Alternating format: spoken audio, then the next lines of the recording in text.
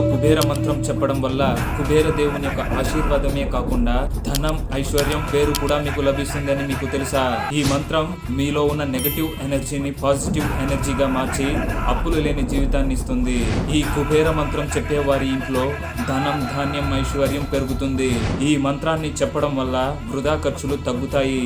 ఈ మంత్రాన్ని north direction లో 108 సార్లు చెప్పాలి.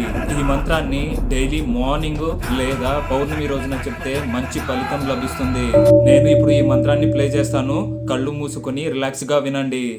ఓం యక్షాయ కుబేరాయ వైశ్రవణాయ ధనధాన్యధిపతయే ధనధాన్య స్మృతిం మే దేహి దాపయ స్వా. ఇలాంటి మరెన్నో వీడియోస్ కోసం కింద ఉన్న సబ్స్క్రైబ్ బటన్ ని నొక్కేసేయండి.